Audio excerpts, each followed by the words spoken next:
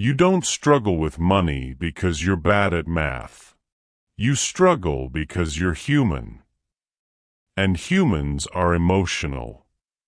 Not rational. Not consistent. Not disciplined by default. Emotional. That's the part nobody teaches you. You can understand percentages. You can understand interest rates. You can understand investing. And still sabotage your own wealth. Because money is not about intelligence. It is about behavior. And behavior is psychological. Here's the uncomfortable truth. Most people don't have a money problem. They have an identity problem. They earn more, but spend more. They get a raise and upgrade their lifestyle immediately. They promise to save, but find a reason not to. They say they want freedom, but choose comfort. They say they want wealth, but fear responsibility. And they don't even realize they're doing it. Let's talk about someone you know. The lottery winner. Millions overnight. Freedom overnight. Security overnight. And yet, studies show a shocking pattern. A large percentage of lottery winners lose everything within a few years.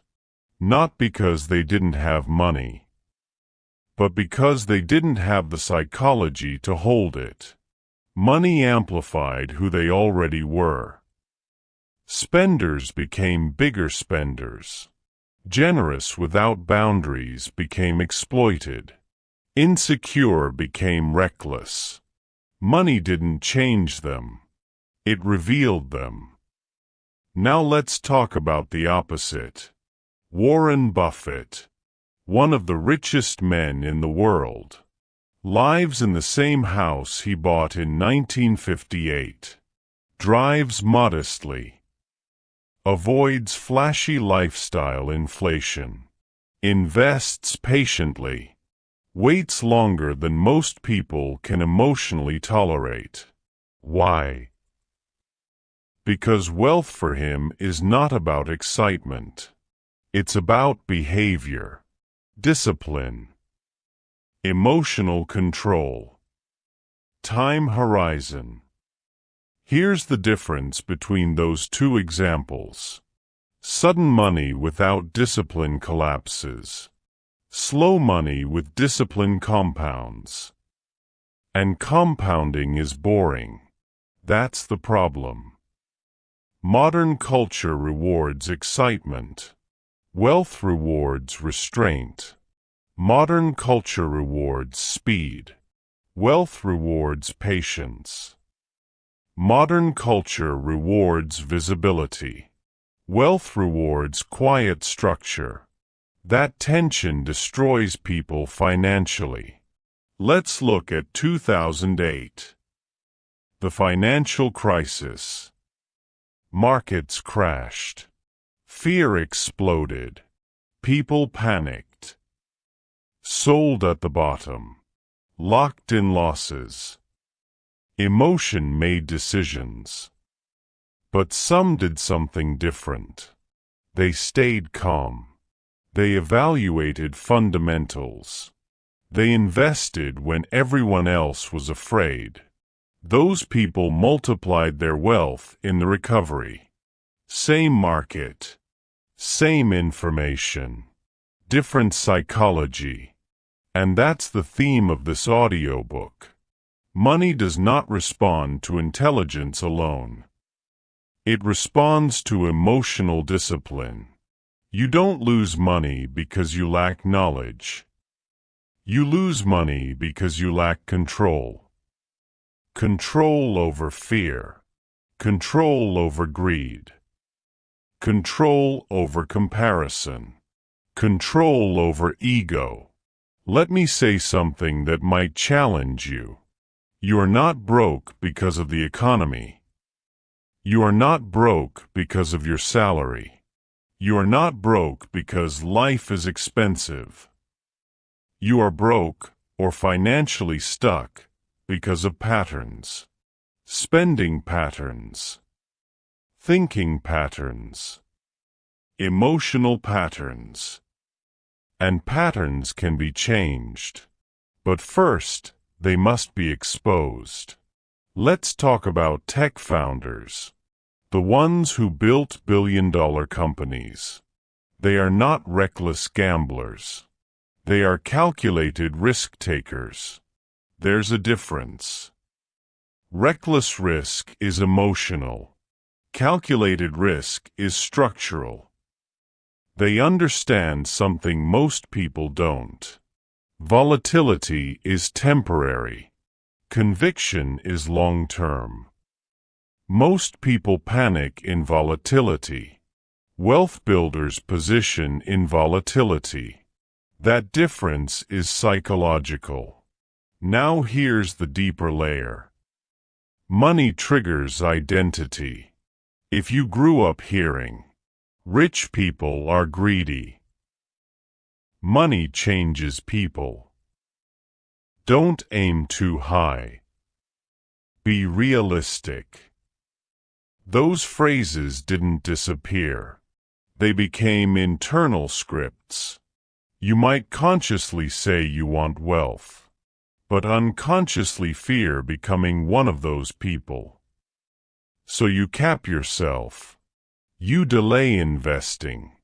You undercharge. You avoid visibility. Not because you lack skill, because you lack psychological alignment. Money amplifies identity. If your identity is unstable, money destabilizes you. If your identity is disciplined, money accelerates you. This audiobook is not about stock tips. It's not about 10 ways to get rich. It's not about hype. It's about the invisible architecture behind your financial life. The beliefs you inherited. The fears you suppress. The impulses you justify. The comfort zones you defend. Because here's the brutal truth. Wealth is not built by income alone. It's built by who you become. There are people earning 6 figures who are broke. There are people earning modest salaries who are quietly building wealth. Why? Behavior. Let me give you one simple example. Lifestyle inflation. You earn more. Instead of increasing assets, you increase expenses. Better car. Better apartment. Better clothes. Better status. And suddenly, your new income feels small again. Not because it is small. Because your identity expanded faster than your discipline. Income increased. Behavior didn't. So wealth didn't. And you blame the system. But the system isn't emotional. You are. This is not an attack. It's awareness. And awareness is power. Over the next 2 hours, we are going to dismantle the myths you've absorbed about money. We are going to expose why you spend when stressed, why you avoid investing, why you fear losing more than you desire gaining, why urgency destroys portfolios, why comparison bankrupts discipline, why comfort keeps you average, and why wealth is more about temperament than talent. You will not leave this audiobook with motivation. You will leave with clarity. Clarity about your habits, your fears, your patterns, and the identity you must build to hold wealth. Here's the foundation we begin with. Money is not about math. Money is about behavior. And behavior is psychology. If you fix the psychology, the math becomes easy. If you ignore the psychology, no amount of math will save you. So before we talk about earning more, before we talk about investing better, before we talk about building assets, we have to talk about you, your money script, your emotional triggers, your unconscious sabotage. Because wealth is not something you chase. It's something you align with. And alignment starts with awareness. Let's begin.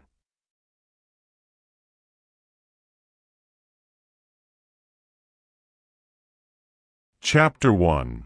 The Money Script You Didn't Choose. Before you ever earned your first dollar, before you opened your first bank account, before you understood taxes, investing, or savings, you already had a money belief. You just didn't know it. One sat you down and said, "This is your financial identity." It formed quietly, through observation, through repetition, through emotion, through your environment. Money was not taught to you logically. It was absorbed psychologically. Think back. How did your family talk about money? Was it always tight? Was it always never enough? Did arguments happen around bills? Did stress rise at the end of the month? Did you hear things like, "Money doesn't grow on trees. We can't afford that. Rich people are different. We're not that kind of family"? Or maybe the opposite. Maybe money was spent freely. Status was important. Appearances mattered. The newest thing was necessary. Upgrading was automatic. Either way, you inherited a script. And here's the problem. You're still running it. Most people believe their financial decisions are rational. They're not. They are emotional reactions guided by childhood programming. If money caused stress in your home, you may unconsciously avoid looking at your bank account. If money caused conflict, you may overspend to avoid feeling restricted. If wealth was framed as arrogant or greedy, you may subconsciously resist becoming financially powerful. You don't sabotage wealth intentionally. You sabotage it to remain psychologically consistent. Let me explain something powerful.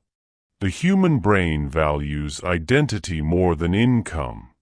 If earning more threatens your identity, you will slow yourself down. If saving makes you feel deprived, because deprivation is familiar, you will sabotage your savings. If investing feels risky because your family equated money with fear, you will stay safe. And safe rarely builds wealth. Now let's talk about something uncomfortable. Financial trauma. It doesn't require extreme poverty. It doesn't require bankruptcy. It can be subtle. Watching parents argue. Feeling embarrassed at school.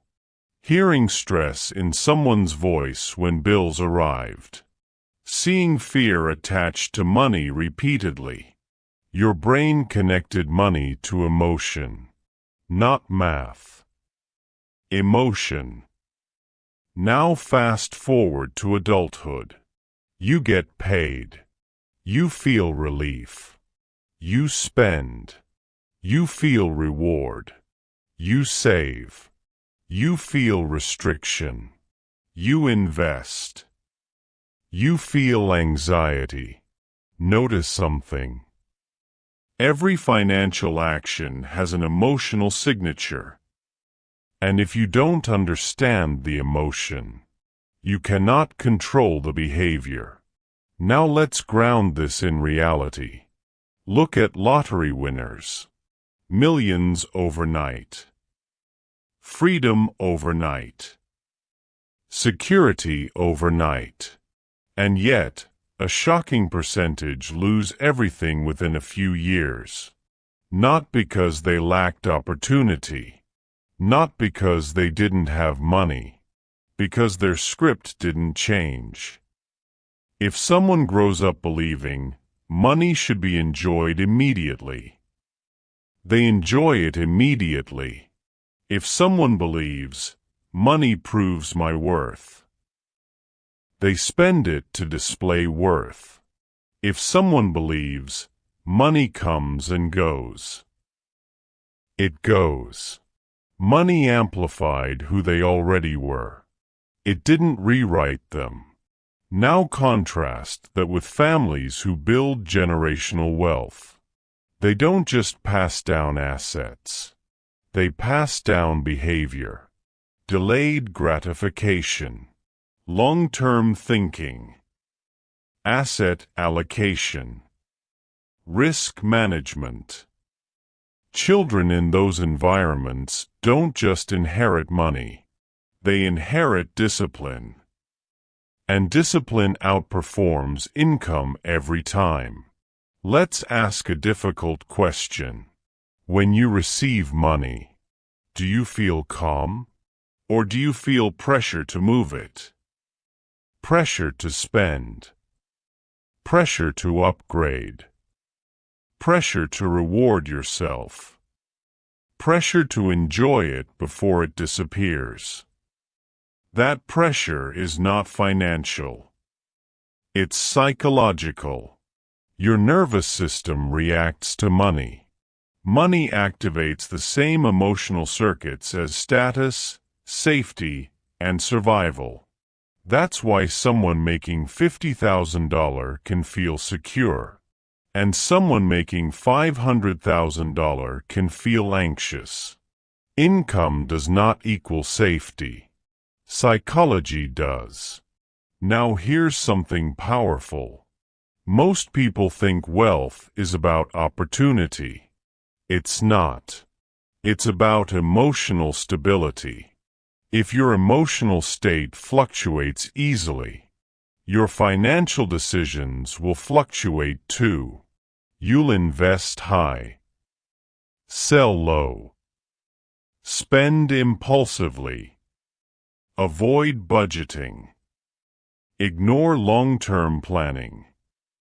Not because you're unintelligent, because your script is running. And scripts run automatically until questioned. Let's question yours. Do you believe money is scarce? Do you believe wealth is for other people? Do you believe you must struggle to earn? Do you believe money changes people for the worse? Do you believe saving is painful? Do you believe investing is gambling? Where did those beliefs come from? Most of them were inherited, not chosen. And here's the hard truth. If you don't rewrite your money script, no strategy will save you. You can read finance books. You can learn investing principles. You can increase income. But if your script says, "I'm not the kind of person who builds wealth," you will unconsciously return to baseline. This is called financial homeostasis. You earn more. You find a way to spend more. You get ahead. You find a way to reset. You promise discipline. You justify exceptions. Because your identity pulls you back. And identity is stronger than logic. That's why two people with the same salary live completely different financial lives. One builds assets quietly. The other upgrades lifestyle loudly. Same math. Different psychology. Now here's the shift. You cannot build wealth with a poverty identity. You cannot build abundance with fear. You cannot build assets while chasing validation. Wealth requires a new internal narrative. Not, I hope I don't lose this. But, I know how to manage this. Not, I should enjoy this before it disappears. But, I will position this for growth. Not, I deserve to show this off. But, I deserve long-term freedom. Freedom is delayed gratification. Freedom is structure. Freedom is restraint. And restraint is uncomfortable if you were never taught it. But discomfort is where scripts break. Let's end this chapter with something direct. You are not where you are financially by accident. You are here because of patterns. Patterns built from beliefs. Beliefs built from exposure. Exposure built from environment. Environment built your script. The good news. Scripts can be rewritten. But rewriting requires awareness. You must see the pattern before you can break it. So here's your assignment before we move on. Notice your reactions this week. When you spend. When you save. When you think about investing. When you see someone wealthier than you. When you feel pressure to upgrade. Don't judge it. Observe it. Because observation creates distance. And distance creates control. In the next chapter, we're going to confront something most people misunderstand completely. Income. And why earning more does not mean building wealth. Because if you think the answer to financial struggle is just make more money, you're about to discover something that changes everything. Chapter 2. Income is not wealth. One of the most dangerous financial beliefs in modern society is this: if I just earn more, everything will be fine. It sounds logical. It feels motivating. It seems responsible. And it is incomplete. Income is not wealth. Income is movement. Wealth is position. Income is what comes in. Wealth is what stays. Income is loud. Wealth is quiet. You can have a high income and be financially fragile. You can have a moderate income and be financially stable. Let's confront something uncomfortable. There are people earning six figures who are one paycheck away from stress. There are executives with luxury cars who cannot miss 3 months of work. There are entrepreneurs with impressive revenue who have no reserves. There are influencers with status who have no assets. Why? Because income without structure becomes consumption. And consumption does not build wealth. It builds appearance. Let's define something clearly. Income is active. Wealth is accumulated. If you stop working tomorrow and your lifestyle collapses, you are income dependent. If you stop working tomorrow and your assets support you, you are wealth positioned. That difference is everything. Now let's talk about lifestyle inflation. You get a raise. Your brain celebrates. You feel relief. You feel validated. And within weeks, your expenses expand. Better apartment. Better car. Better restaurants. Better subscriptions. Better vacations. It feels justified. You worked hard. You deserve it. But here's the hidden psychology. Your identity expands with income. And when identity expands faster than discipline, wealth disappears. This is why some people earn more every year, yet feel no wealthier. Because their lifestyle grows at the same speed as their income. Income increases. Savings remain stagnant. Investments stay inconsistent. Assets remain minimal. But appearance improves. The trap is subtle. You think you're progressing because your lifestyle upgraded. But wealth is not measured by lifestyle. It's measured by ownership. Ownership of assets. Ownership of investments. Ownership of systems that pay you.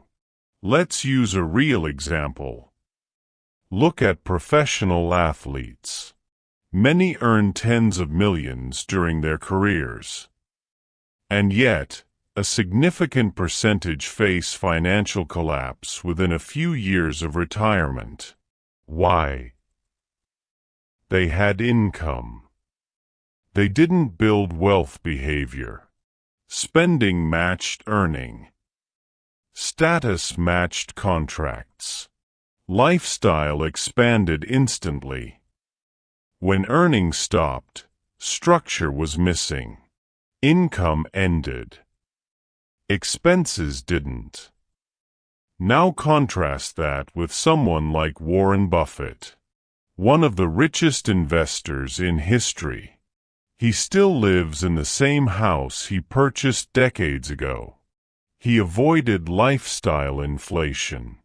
He focused on capital preservation and compounding. For him, wealth was never about proving income.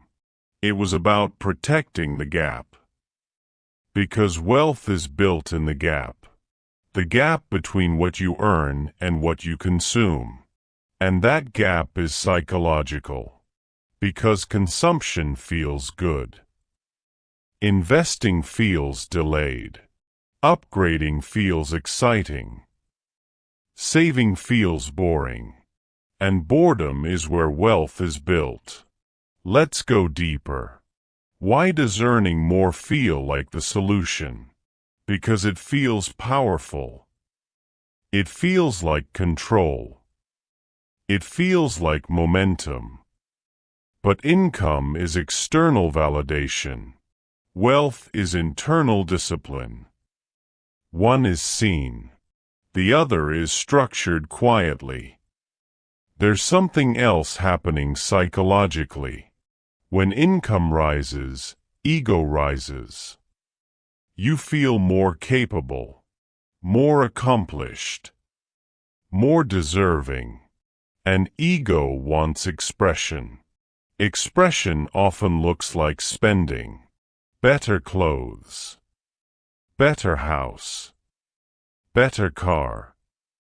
Better visibility. Because ego wants confirmation. But wealth requires restraint. And restraint threatens ego. This is where people collapse financially. They confuse income growth with financial maturity. But maturity is not about earning. It's about allocation. How do you allocate what you earn? Do you increase assets? Or do you increase liabilities? A car upgrade feels like success. An investment account feels invisible. One gives social validation. The other builds quiet power. Most people choose validation because humans are social creatures. But wealth is not social. It's structural. Let's talk about another example. The 2008 financial crisis. Before the crash, many people had high incomes, stable careers, comfortable lifestyles. Banks were lending aggressively. Real estate prices were soaring. Confidence was high. Then the market collapsed. Bonuses disappeared. Jobs were cut. Housing values crashed. People who relied solely on income felt exposed. Those who had built reserves, diversified assets, and avoided overleverage survived, and in many cases, positioned themselves to grow even stronger during the recovery. Same economy, different structure. Income can disappear. Assets compound. Income can fluctuate. Investments grow with time. Income depends on effort. Wealth depends on structure. Now here's a harder truth. Sometimes people don't want wealth. They want the feeling of wealth, the image, the appearance, the validation. And that's why income is seductive. It allows visible upgrades. Wealth often requires invisible discipline. You might drive a modest car. Live below your means. Invest consistently. Say no to impulse. And no one applauds you. There is no applause for delayed gratification. But compounding does not care about applause. Compounding rewards consistency. And consistency is psychological. Let me say something directly. If you cannot manage $50,000 responsibly, you will not manage $500,000 responsibly. Scale does not fix behavior. It amplifies it. If you overspend at one level, you will overspend at a higher level. If you avoid investing now, you will avoid investing later. If you chase status now, you will chase bigger status later. Money magnifies identity. It does not repair it. Now let's talk about financial security. Most people define security as earning enough. That's incomplete. Security is not earning more. Security is needing less. That statement alone changes perspective. If your lifestyle requires constant high income to sustain, you are fragile. If your lifestyle requires moderate income and your assets support you, you are stable. Fragility is psychological pressure. Stability is optionality.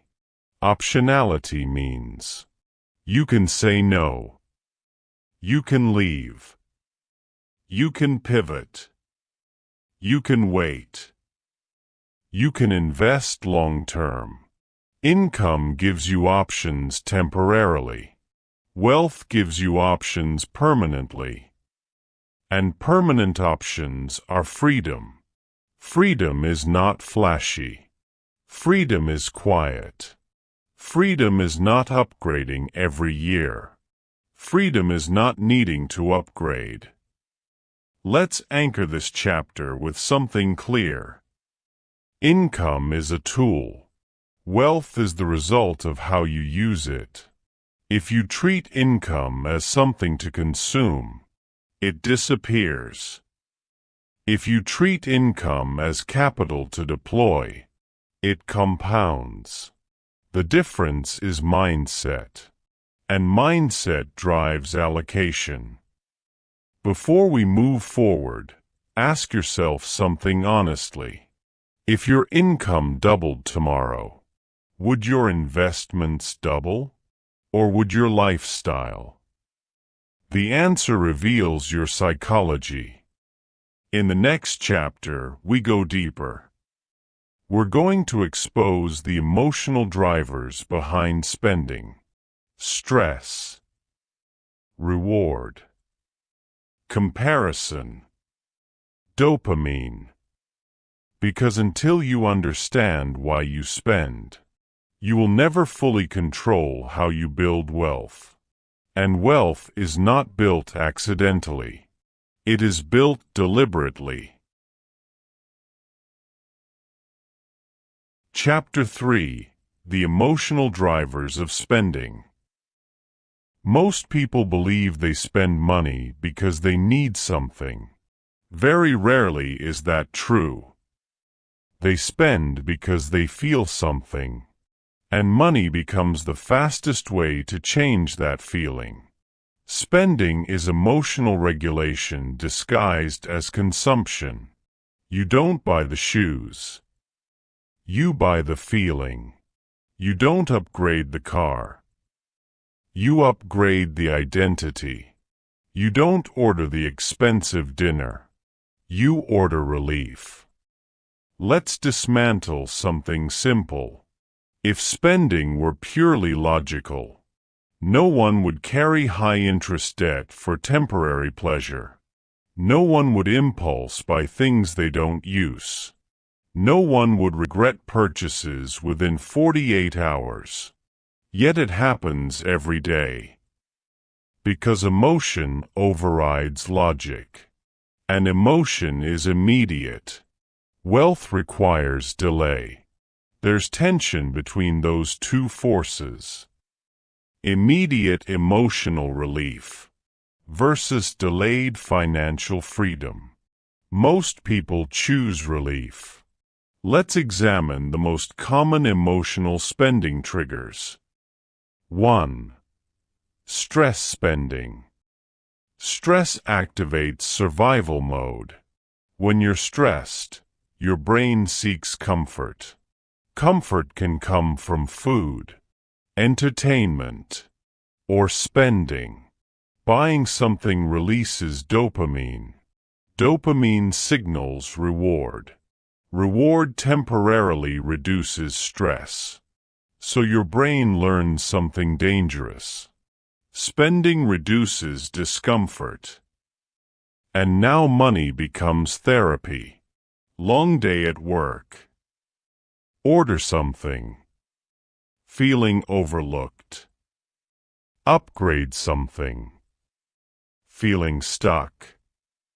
Buy something. The purchase isn't about the object. It's about altering your internal state. We saw this clearly during global lockdown periods. When uncertainty was high and stress levels surged, online shopping spiked dramatically. Not because needs increased, but because anxiety did. Packages became emotional relief. But here's the hidden cost. You reduce short-term stress and increase long-term financial pressure. You calm today and complicate tomorrow. That's emotional debt. And emotional debt compounds just like financial debt. 2. Reward spending. I worked hard. I deserve this. This is my treat. There's nothing wrong with reward. But here's the psychological trap. If reward becomes your primary form of celebration, spending becomes automatic after effort. Work hard, spend. Achieve something, upgrade. Get paid, indulge. Your brain links achievement with consumption. But wealthy individuals often link achievement with allocation. Work hard, invest. Achieve something, increase assets. Get paid, deploy strategically. Different emotional pairing. Different financial outcome. Look at tech founders in their early years. Many reinvested profits back into growth, rather than upgrading their lifestyle immediately. While others, after their first big payout, scaled their lifestyle instead of their assets. Same success. Different psychological response. 3. Comparison spending. This one is silent but powerful. Social media has amplified it. You see someone traveling. You see someone upgrading. You see someone winning publicly. Your brain registers threat. Not consciously, but subconsciously. Status matters to humans, and spending becomes a tool to maintain perceived status. You don't want to feel behind. You don't want to feel average. You don't want to feel excluded. So you spend to restore emotional balance. During housing booms, this becomes obvious. In the mid-2000s housing surge, people stretched finances to keep up with rising property standards. Bigger homes. More upgrades. Riskier mortgages. Not always because they needed them, because they didn't want to feel behind. Then the 2008 crash revealed the fragility. Comparison is expensive. If your spending is driven by comparison, your wealth will always lag behind your insecurity. The wealthy understand something important. Comparison destroys capital, because capital requires focus. Comparison requires distraction. 4. Dopamine spending. Dopamine is anticipation, not fulfillment. Scrolling online. Adding to cart. Imagining ownership. The anticipation often feels better than the product itself. That's why impulse purchases feel powerful before checkout, and flat afterward. The emotional spike fades, but the financial effect remains. Modern commerce is engineered around dopamine. Limited offers. Countdown timers. Flash sales. Urgency triggers. These are not pricing strategies. They are psychological triggers. And markets operate the same way. Crypto bull runs. Meme stock surges. Speculative manias. When Bitcoin surged to record highs, millions entered not because they studied fundamentals, but because everyone else was winning. Dopamine. Excitement. Fear of missing out. And when volatility hit, panic. Same emotion, different direction. Wealth requires awareness of your triggers, because dopamine is temporary. Compounding is permanent. Let's talk about something deeper. Why do some people overspend even when they know better? Because money is tied to identity. If someone grew up feeling invisible, spending may become a way to feel seen. If someone felt restricted, spending may feel like freedom. If someone felt powerless, spending may feel like control. It's rarely about the item. It's about the internal narrative. Now let's bring in a clear real-world example. Look at stimulus check periods. When governments distributed unexpected financial support, behavior split instantly. Some invested. Some paid down debt. Some saved. Many spent impulsively. Same money. Different psychology. Those who had discipline saw opportunity. Those who were emotionally reactive saw consumption. The difference wasn't income. It was impulse control. Now let's confront something honest. Have you ever purchased something? Not because you needed it, but because you were trying to change how you felt? That's human. But repeated patterns become identity. If every uncomfortable emotion leads to spending, your wealth will leak quietly. Because discomfort is constant. There will always be stress. There will always be comparison. There will always be desire. The question is, do you let emotion dictate allocation? Or do you let structure override impulse? Here's something powerful. Wealthy individuals are not emotionless. They feel the same impulses. They simply delay response. They create friction. Wait 24 hours. Review the necessity. Assess the long-term impact. Small friction protects capital. Impulse erodes it. Let's introduce a powerful phrase. Impulse spends. Discipline allocates. Allocation builds assets. Spending builds lifestyle.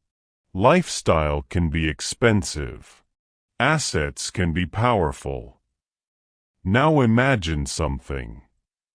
Every time you feel stressed, instead of buying something, you transfer that money into an investment account. Instead of consumption easing stress, you built compounding.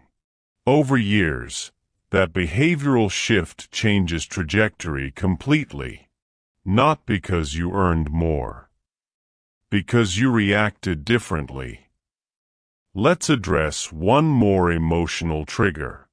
Fear of missing out. FOMO drives terrible financial decisions. Crypto hype. Stock bubbles. Housing surges. Everyone buying. Everyone celebrating. Everyone appearing to win. Emotion rises. You feel behind. You invest without research. You panic when volatility hits. You sell at a loss. History repeats this cycle constantly. .com bubble. Housing bubble. Speculative crazes. Same pattern. Different decade. Emotion overrides discipline. Discipline outperforms emotion long-term. Now here's the deeper layer. You don't eliminate emotional triggers. You manage them. Wealth is emotional management at scale. Because markets fluctuate. Income fluctuates. Life fluctuates. If your internal state fluctuates with it, your capital fluctuates too. But if your internal state is steady, you act strategically. Let's end this chapter with something direct. You're not poor because of math. You are financially inconsistent because of emotion. And emotion is trainable. Awareness creates space. Space creates control. Control creates allocation. Allocation creates wealth. In the next chapter, we confront something uncomfortable. The comfort zone of being broke. Because sometimes, It's not that people can't build wealth. It's that they are unconsciously attached to financial struggle. And that attachment is psychological. Chapter 4: The Comfort Zone of Being Broke. Nobody wakes up and says, "I choose financial struggle." But many people unconsciously protect it. That sounds extreme. But stay with me. Financial struggle can feel familiar. And familiarity feels safe. Even when it hurts. If you grew up in scarcity, you understand scarcity. You know how to survive it. You know how to complain about it. You know how to justify it. You know how to live inside it. Wealth, on the other hand, can feel unfamiliar. And unfamiliar feels dangerous. Let's examine something quietly powerful. If you've always identified as the one who struggles, the one who figures things out last minute, the one who gets by, then financial discipline threatens that identity, because wealth requires transformation, and transformation requires letting go of who you've been. That's uncomfortable. It's easier to upgrade income than to upgrade identity. And here's the brutal truth. Some people sabotage wealth because struggle gives them emotional security. Struggle can provide sympathy, excuses, belonging, lower expectations. If you are broke, people expect less from you. If you are wealthy, people expect responsibility, visibility, leadership, control. Wealth removes excuses. And some people are more attached to their excuses than to their potential. Let's talk about responsibility. More money means more decisions. More decisions mean more accountability. More accountability means fewer places to hide. When you have nothing, you can blame the system. When you have resources, you must manage them. Management requires discipline. Discipline requires maturity. Maturity is uncomfortable. This is why some people subconsciously remain in financial chaos. Chaos allows emotional intensity. Wealth requires calm. Chaos feels dramatic. Wealth feels quiet. Many people mistake drama for meaning. They feel alive when money is unstable. They feel adrenaline when bills are tight. They feel intensity when finances are uncertain. It's exhausting, but it's familiar. Wealth is boring by comparison. Consistent saving. Consistent investing. Consistent allocation. No adrenaline. No dramatic swings. Just discipline. And discipline does not provide emotional excitement. That's why people sabotage it. Now let's introduce something important. Financial identity attachment. If your identity is built around being the underdog, becoming wealthy disrupts that narrative. If your identity is built around just getting by, building assets challenges that story. If your identity is built around, "I'm not good with money," discipline feels unnatural. Your brain protects identity, even if that identity limits you, because identity equals psychological safety. And safety is more important to your brain than success. Let's use a real-world example. We've seen this pattern repeatedly with professional athletes and entertainers who grew up in poverty. They achieve massive income almost overnight. Yet within years, many are financially unstable. Not because they lacked opportunity, but because their internal identity didn't evolve with their income.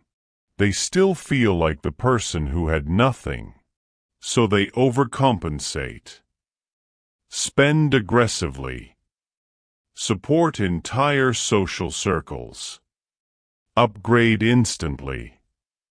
The income changed. The identity didn't. And when identity stays the same, behavior follows the old script. We've also seen similar patterns with lottery winners. Millions arrive suddenly. Freedom arrives suddenly. But within a few years, many return to financial instability. Because wealth without psychological expansion collapses back to familiarity. Now let's confront something deeper. Some people are afraid of wealth. Not of money. Of wealth. Because wealth changes social dynamics. If you become financially disciplined, you might outgrow your environment. You might outgrow your friend group. You might no longer relate to conversations centered around complaint and survival. Growth can isolate. And isolation feels threatening. We see this often with first-generation wealth builders. People who are the first in their family to accumulate assets. They quietly report tension. Comments like, "You've changed. You think you're better now? Must be nice." So they shrink. Not consciously. Subconsciously. They delay investing. They spend what they could allocate. They justify upgrades. They call it balance. But underneath it is fear of separation. This is rarely discussed. But it's real. Wealth requires a new environment, new conversations, new priorities, new standards. That transition is uncomfortable. And some people would rather stay financially average than socially isolated. Now let's talk about comfort in chaos. Financial instability can become a pattern. You earn. You spend. You tighten up. You recover. You repeat. That cycle becomes predictable. And predictability equals comfort, even if it's stressful. When you try to break that cycle, your brain resists. Because stability feels foreign. Foreign equals risk. Risk equals threat. So you create minor disruptions. Unexpected expenses. Impulse purchases. Delayed investments. Small leaks that return you to baseline. That's financial homeostasis.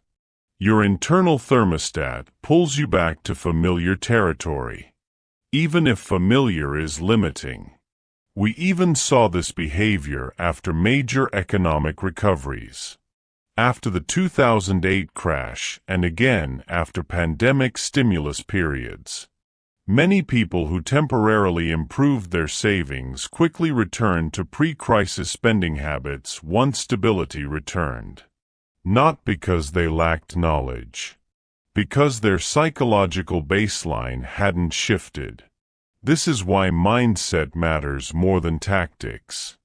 You can teach someone how to budget, how to invest, how to build assets. But if they are psychologically attached to financial chaos, they will dismantle their own progress. Now let's bring clarity. You are not weak if you've repeated patterns. You are unexamined. Patterns lose power when examined. Let's ask direct questions. Do you feel uncomfortable when your bank account grows? Do you feel pressure to do something with money quickly? Do you feel guilt when you don't spend socially? Do you feel disconnected from friends when you prioritize saving? Do you secretly believe wealth will change you negatively? These questions reveal attachment. An attachment must be confronted. Here's something powerful. Wealth is not just financial expansion. It is psychological expansion. You must expand your comfort zone. Expand your standards. Expand your patience. Expand your tolerance for delayed gratification. If you don't expand internally, you will contract externally. Now let's reframe something. Being broke is not noble. Struggle is not romantic. Chaos is not personality.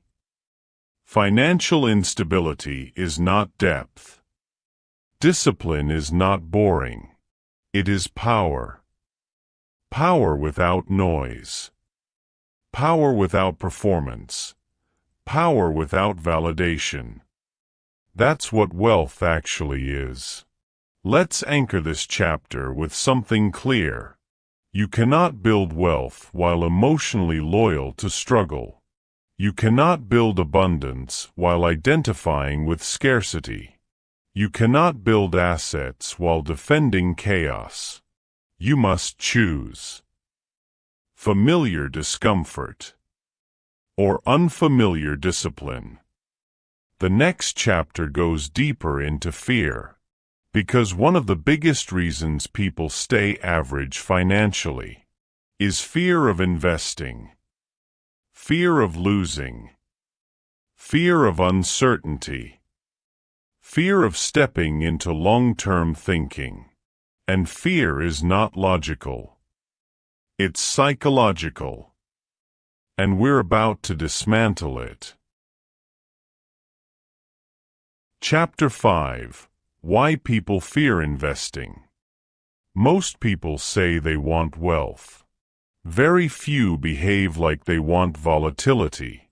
And here's the uncomfortable truth. You cannot build wealth without tolerating uncertainty. Investing is not just financial. It is psychological exposure. When you invest, you confront three things: uncertainty, delay, loss. And the human brain hates all three. Let's start with something simple. If I offered you two options. Option A, gain $1,000 with certainty. Option B, a 50% chance to gain $2,500 and a 50% chance to gain nothing. Many people choose certainty, even when the math favors risk. Why? Because the brain values safety over potential. Now let's reverse it. Option A, lose $1,000 with certainty. Option B, a 50% chance to lose $2,500 and a 50% chance to lose nothing. Most people suddenly choose risk because they want to avoid guaranteed pain. This is called loss aversion. The pain of losing feels psychologically stronger than the pleasure of gaining. That bias controls financial decisions daily. It explains panic selling. It explains avoiding investing entirely. It explains holding onto failing assets too long. Because loss feels personal. Let's talk about the 2008 financial crisis again. Markets crashed. Fear exploded. Headlines screamed. People checked their portfolios daily. watched numbers fall, and many sold at the bottom. Why? Because loss became unbearable emotionally. But here's what happened next. The market recovered. And those who stayed disciplined saw historic gains over the following decade. The S&P 500 more than tripled in the years after the crash. Same environment. Different psychology. The disciplined investor tolerates temporary discomfort. The emotional investor seeks immediate relief. Relief often locks in damage. Let's go deeper. Why does investing feel so threatening? Because it forces you to accept something most people avoid. You are not in control. Markets fluctuate. Returns vary. Timelines stretch. And humans crave certainty. Certainty feels safe. But certainty rarely builds wealth. Safe money often grows slowly. Risk-adjusted money compounds faster. The wealthy understand this. They don't eliminate risk. They manage it. There's a difference. Reckless risk is emotional.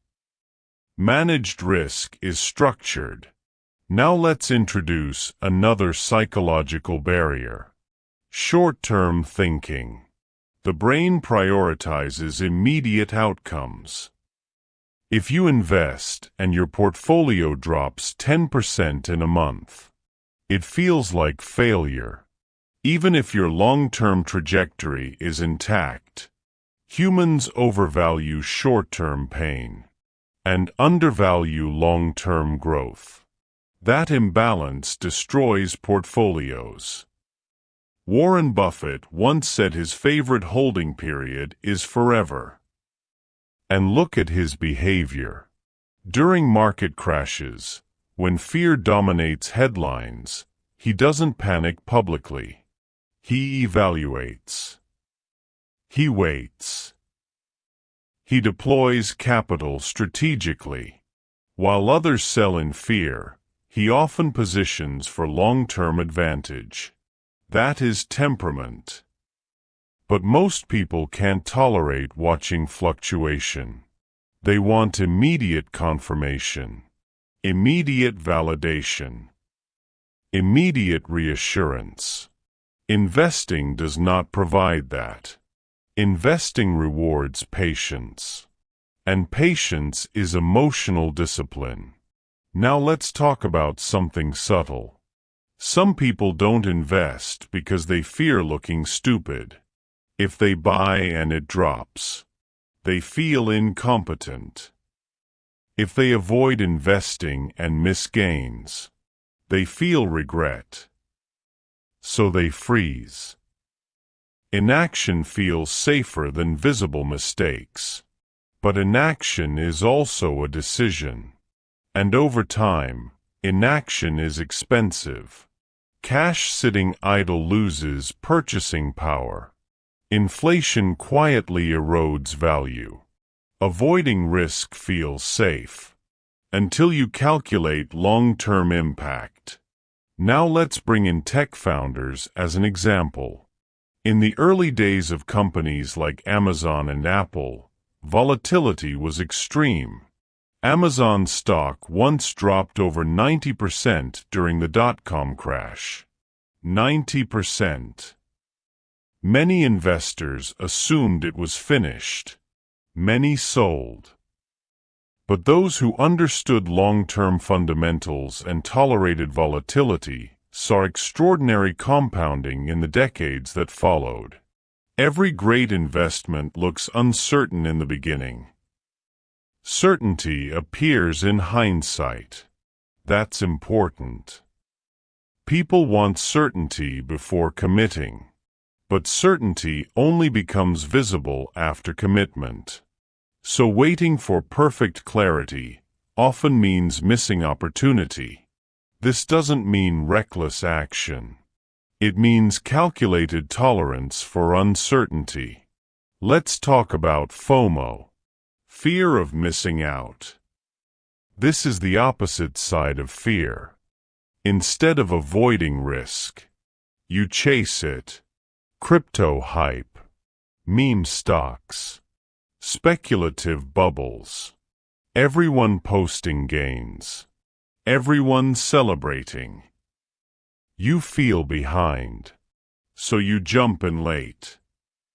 Driven by emotion, not research. We saw this clearly during the meme stock surge. Stocks with little fundamental backing skyrocketed because of social momentum.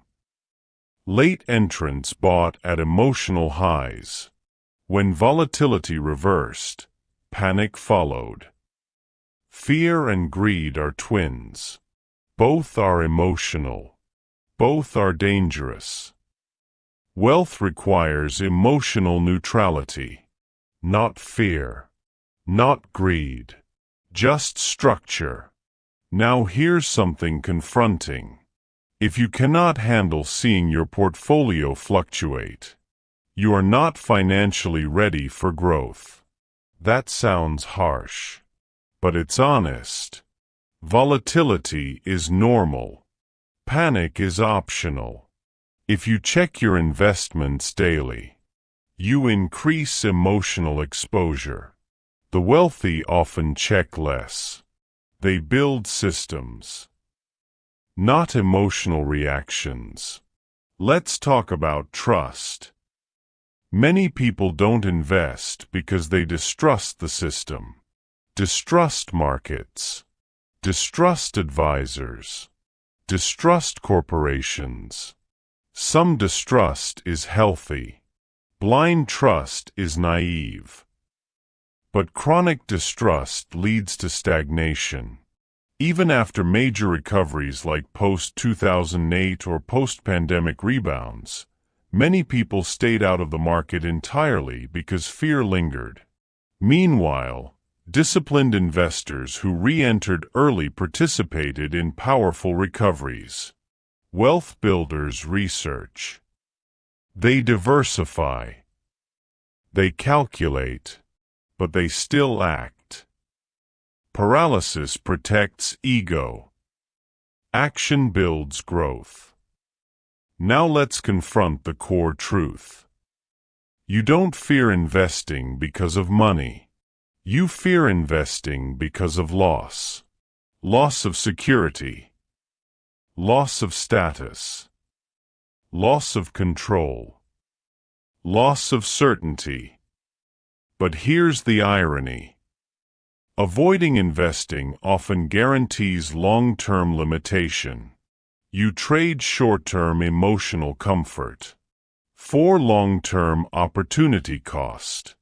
And opportunity cost is invisible. You don't feel what you didn't earn. But over decades, the gap becomes massive. Compounding rewards the patient. It punishes the impulsive. And it ignores the fearful. Now let's shift into solution. How do you reduce fear? Education reduces ignorance. Structure reduces chaos. Diversification reduces exposure. Long-time horizons reduce volatility. But the most important shift: identity. You must become someone who tolerates uncertainty calmly, not recklessly, calmly, because markets fluctuate, but disciplined investors do not. Here's a powerful phrase to anchor this chapter. Volatility tests temperament. Temperament builds wealth.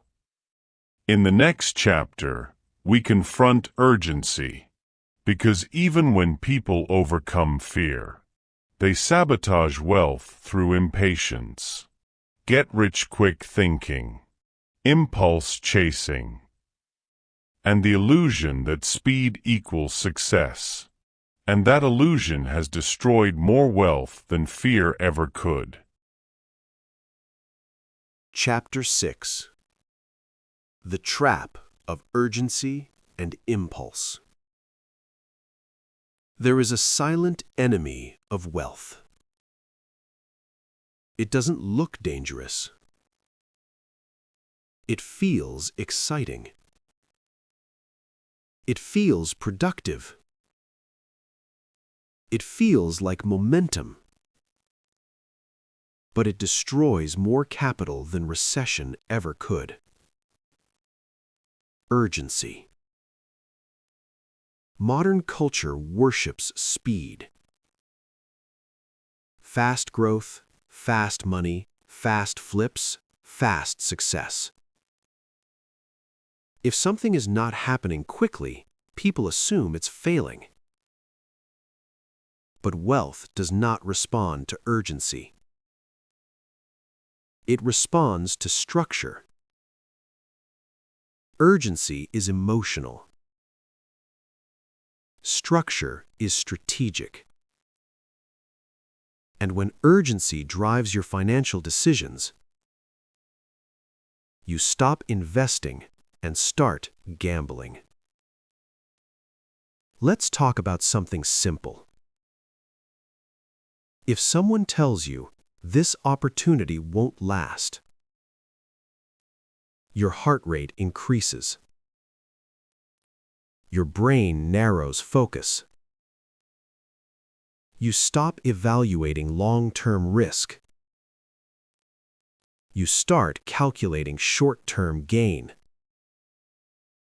Urgency activates survival mode. And survival mode is not logical. It is reactive. Marketers understand this. Investors who lack discipline suffer from it. Countdown timers. Limited offers. Last chance. Don't miss out. These are psychological triggers,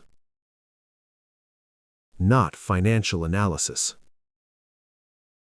And when you respond emotionally, you enter trades late. You buy hype. You sell fear. You chase momentum. And you repeat the cycle. Let's use real history.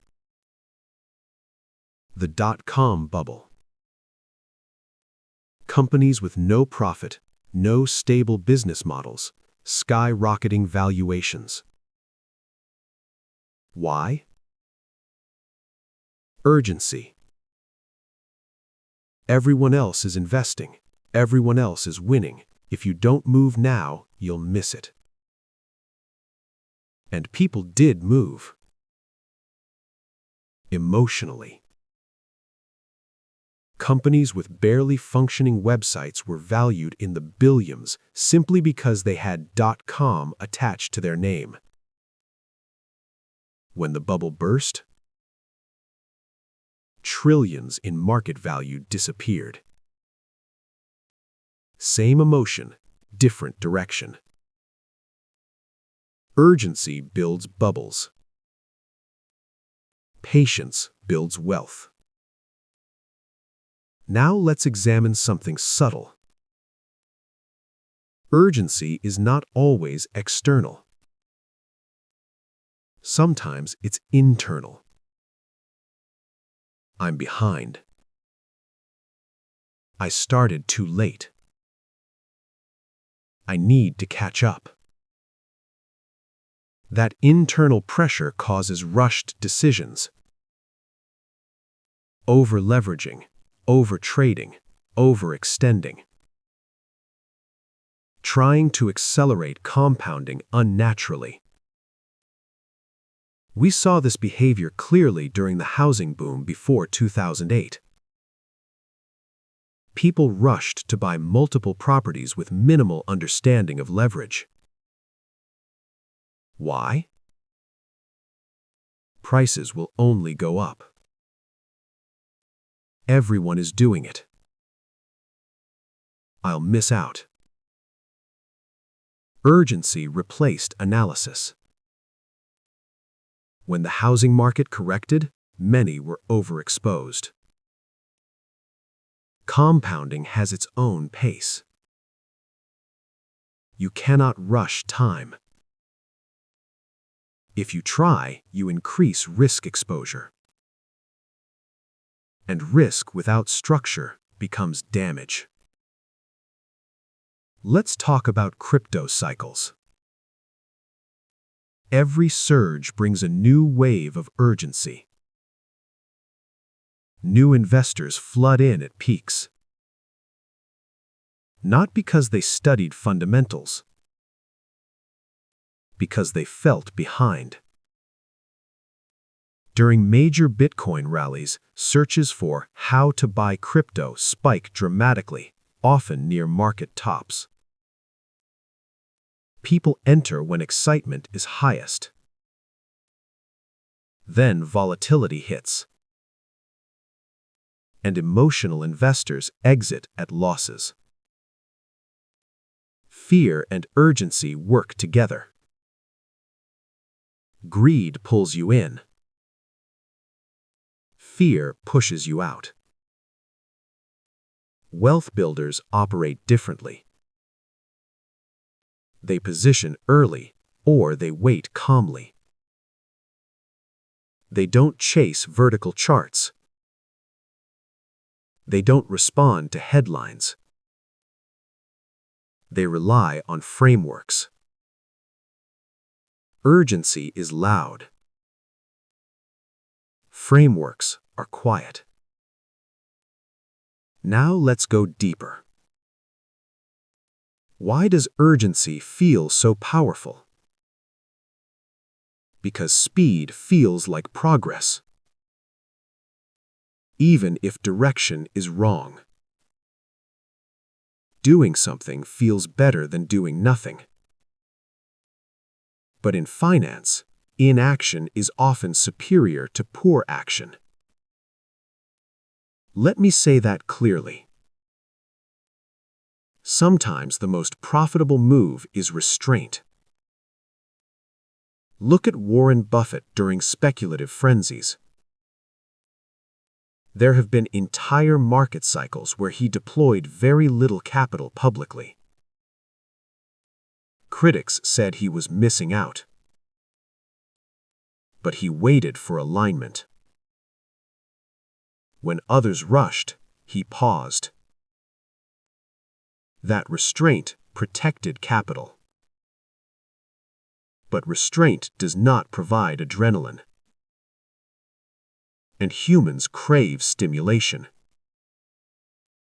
That's why people trade excessively.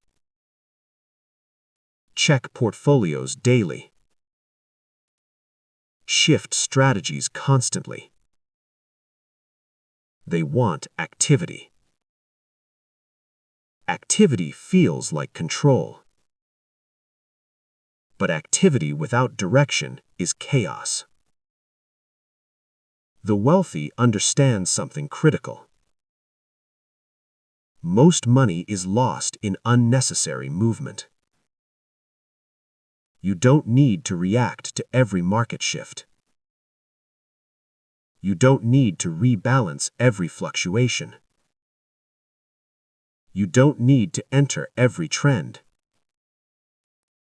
You need conviction backed by structure. Now let's talk about the illusion of speed. You see someone post, "I made $50,000 this month. I doubled my money. I flipped this investment." It triggers comparison. It triggers urgency. But you rarely see the losses. The failed attempts. The risk exposure. During meme stock rallies, social media was filled with screenshots of massive gains. What wasn't posted? The people who bought late. The people who held through crashes. The people who exited with losses. Survivorship bias is dangerous. You only see the winners, not the thousands who tried and failed. Urgency thrives in incomplete information. Wealth thrives in complete perspective. Now here's something confronting. If you constantly feel behind financially, that feeling is dangerous because it makes you vulnerable to bad decisions. You don't fix feeling behind by rushing. Chapter 7: Wealth is boring. Here's the truth nobody sells. Wealth is repetitive. It is not dramatic. It is not viral. It is not exciting. It is structured monotony. And most people cannot tolerate monotony long enough to become wealthy. Let me explain. The financial world glorifies excitement, fast trades, big wins, overnight success, explosive growth.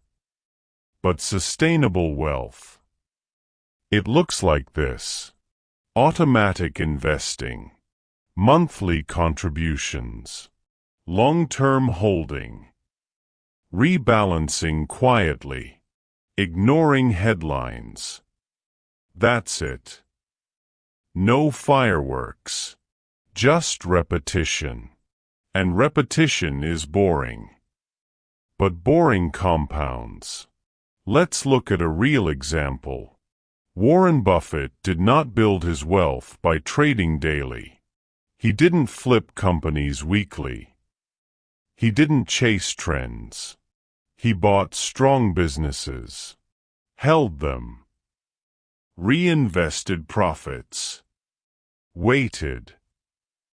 For decades, his advantage wasn't brilliance alone. It was endurance. He stayed consistent longer than most people stay interested. That's it.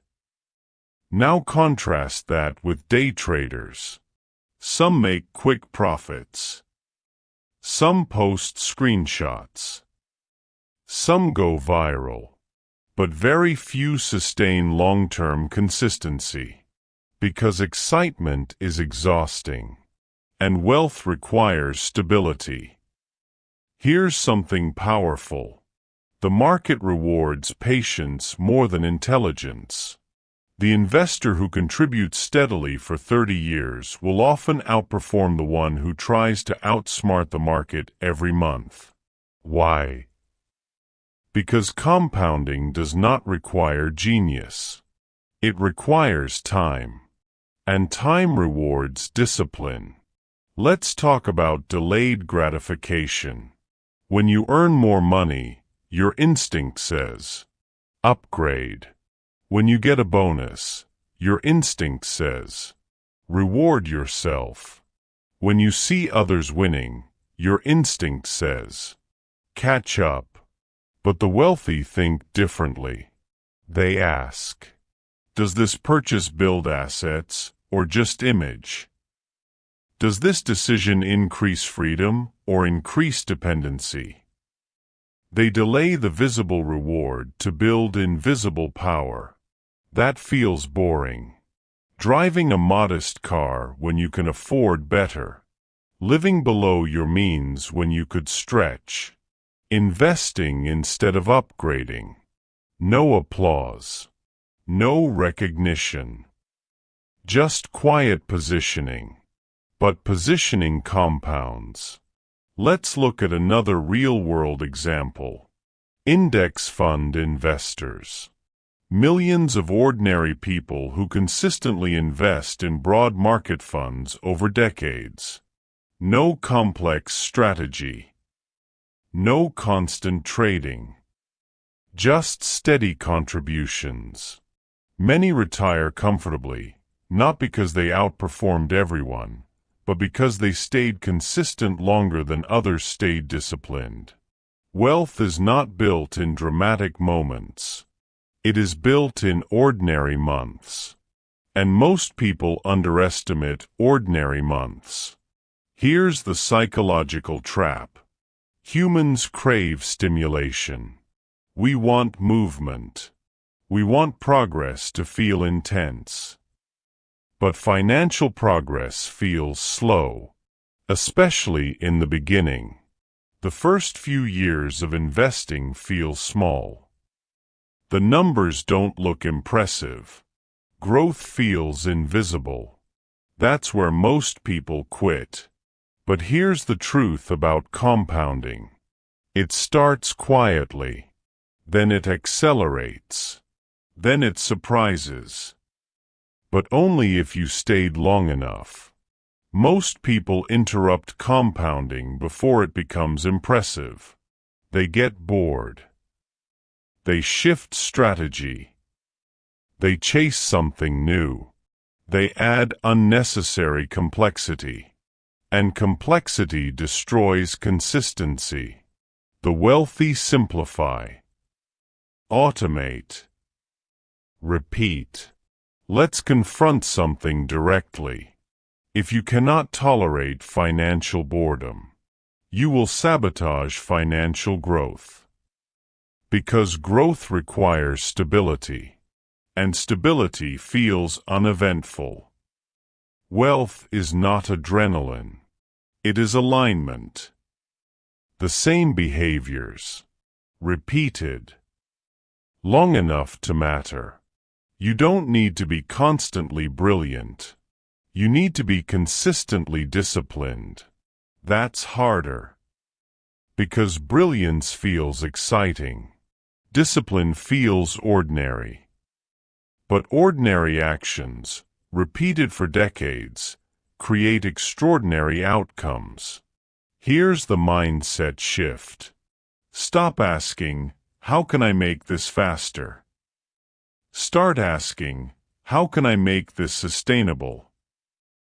Because sustainability builds wealth. Speed builds stories. And stories fade. Assets remain. Wealth is boring. And that is its power. Because boring habits are predictable. Predictable habits are stable. Stable habits compound. And compounding is the quiet engine behind every long-term fortune. If you want wealth, fall in love with repetition.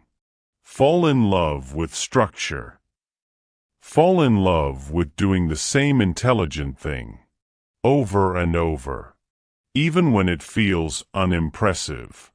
Because unimpressive habits, repeated consistently, become unstoppable.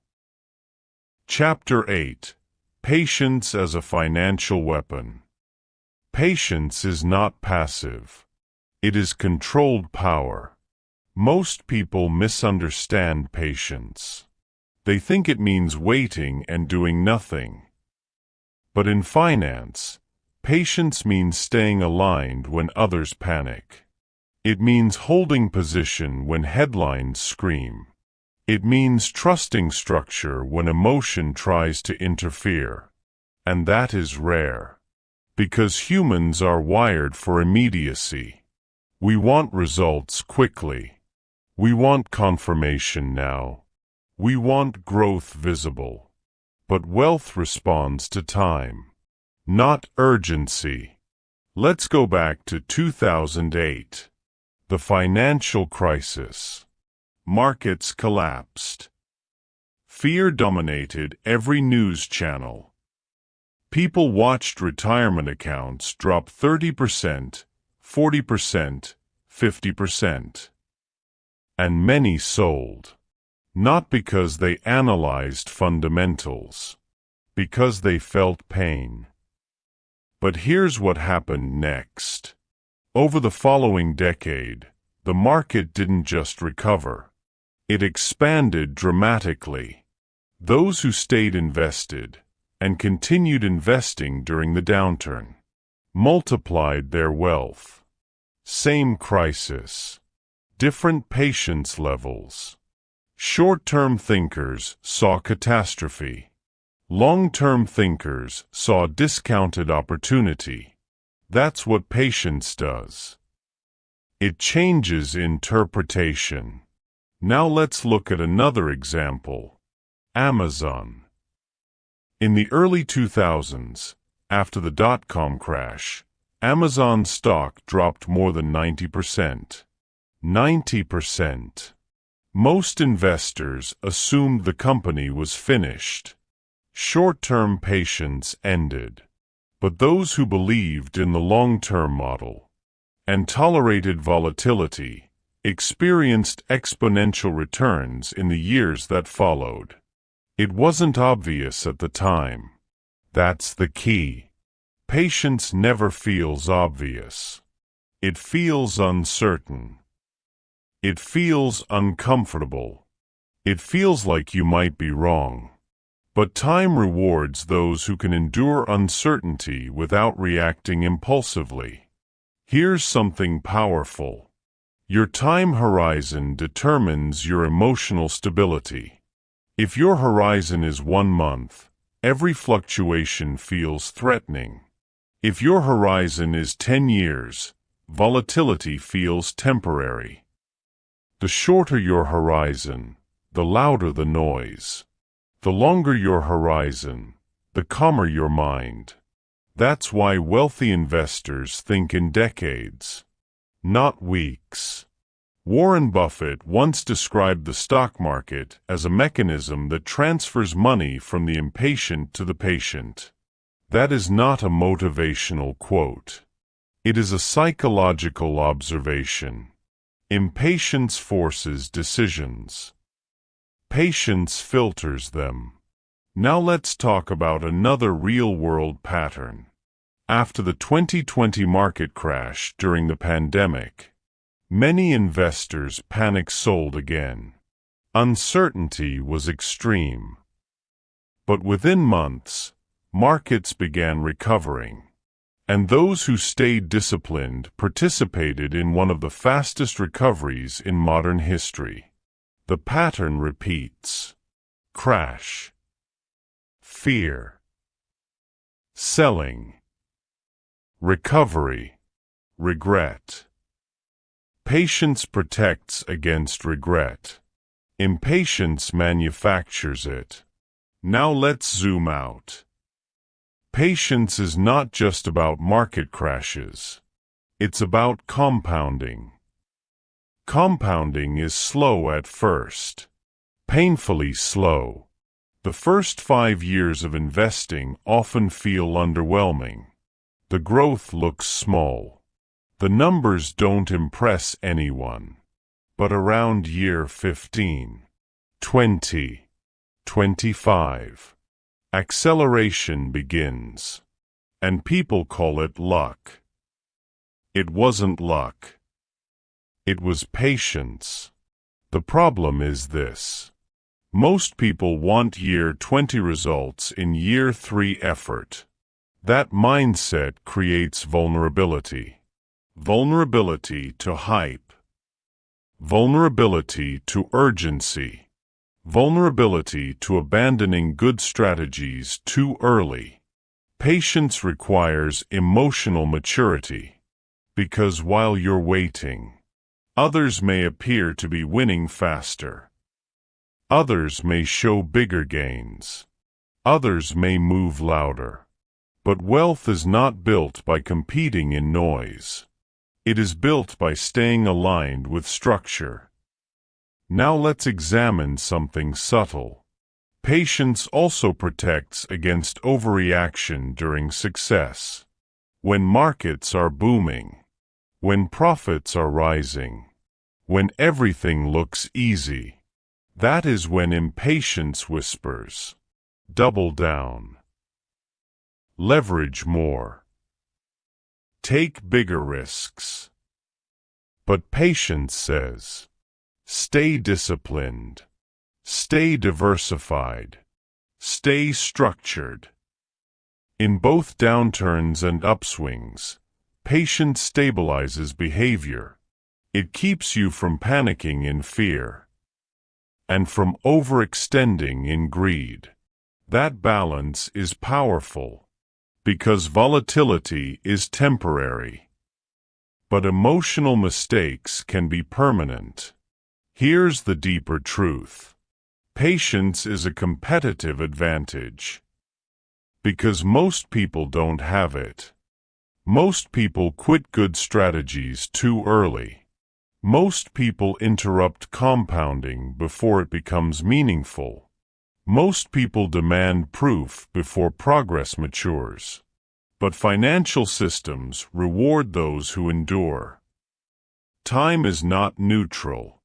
Time amplifies behavior. If your behavior is disciplined, time multiplies it. If your behavior is impulsive, time exposes it. So patience is not waiting. It is trusting process. It is resisting emotional interference. It is understanding cycles. It is thinking in decades. And when you think in decades, you stop reacting to days. Here's the shift. Instead of asking, "How fast can this grow?" ask, "Can I hold this for 10 years calmly?" Because if you can't hold it calmly, it's not aligned with your psychology. And wealth requires psychological alignment. Patience is not weakness. It is restraint. It is strength under uncertainty. It is emotional endurance. And in finance, emotional endurance wins. Because markets will fluctuate. Headlines will scare. Hype will tempt. But the patient investor doesn't move with noise. They move with principle. And principle, repeated long enough, becomes wealth. Chapter 9. Emotional control equals financial control. Money does not test your intelligence. It tests your temperament. You can understand investing. You can understand budgeting. You can understand compounding. And still sabotage everything. Because you could not control your emotions. Emotional control is the invisible foundation of wealth. Without it, strategy collapses under pressure. Let's start with something simple. When markets rise rapidly, people feel confident. When markets fall rapidly, people feel afraid. The math hasn't changed overnight. But emotion has. And emotion changes behavior. Now let's look at a real-world example. The 2020 pandemic crash. Markets dropped at historic speed. News cycles amplified fear. Investors watched portfolios decline rapidly. Many panic sold. They moved to cash to feel safe. But within months, markets began one of the fastest recoveries in history.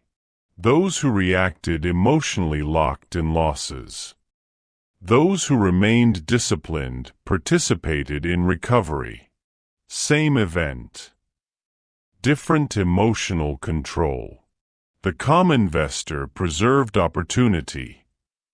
The reactive investor preserved anxiety. Now let's look at the opposite scenario. Bull markets. When everything is rising. When gains feel easy. When confidence grows. That is when emotional control is tested again. During crypto surges and meme stock rallies, many investors increased risk dramatically. Not because fundamentals improved. Because emotion intensified. Greed replaced analysis. Overconfidence replaced structure. When volatility returned, so did regret. Emotional excess in good times creates instability in bad times. This is not just about markets. It applies to income. Some entrepreneurs experience a few strong months. Revenue increases. Confidence spikes. They upgrade lifestyle. Increase fixed expenses. Expand prematurely. Then a slow quarter arrives. Panic sets in. Why? Because emotional highs dictated financial decisions. Reactive earners scale emotionally. Disciplined earners scale structurally. They build reserves during growth. They prepare for volatility. They don't assume good months are permanent. Let's bring in another powerful example. Professional athletes who earn millions early in their careers.